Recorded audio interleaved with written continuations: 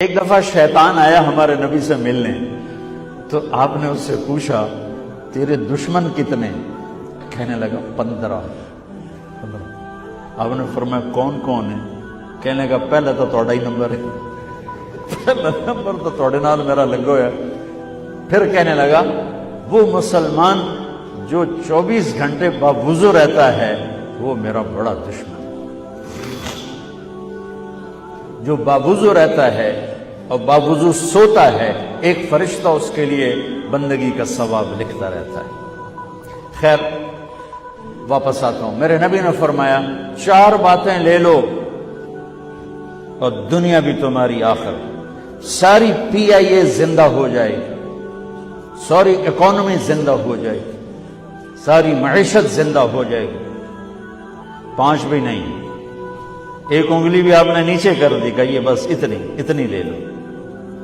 حفظ امانت، صدق حدیث، حسن خلیقت، عفت فی طعمت۔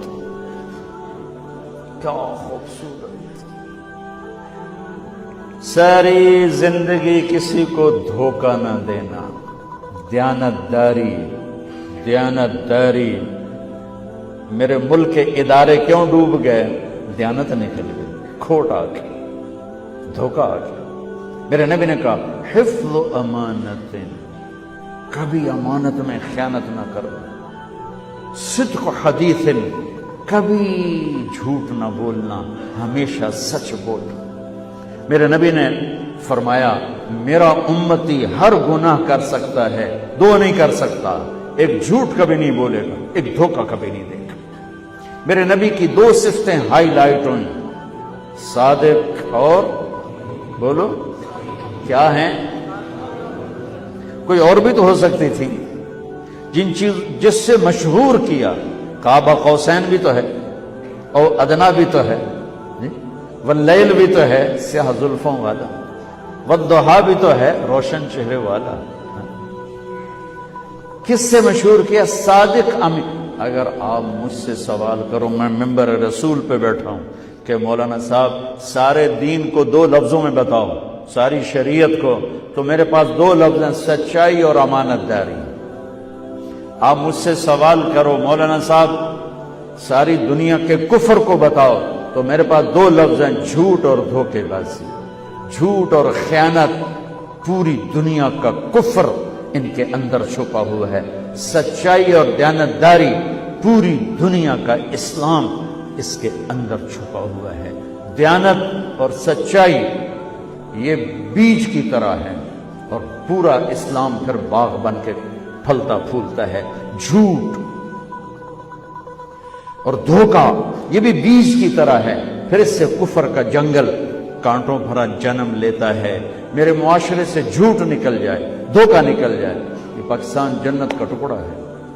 اور یہ حکومت کے بس کا نہیں ہے کہ وہ سب کو سچ بلوائے، یہ مجھے کرنا ہے، مجھے کرنا ہے، میں نے اور آپ نے اس کو شروع کرنا ہے۔ حضرت جریر بن عبداللہ یہ یمن کے شہزادے تھے، آخری حج پہ مسلمان ہوئے۔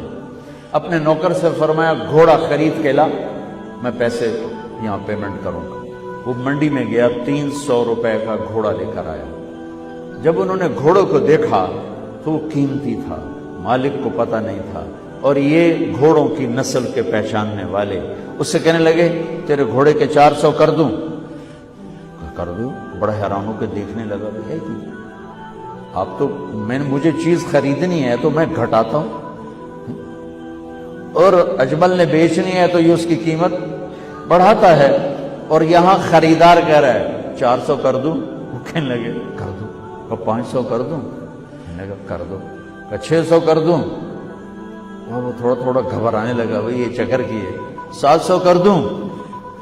800 کر دوں؟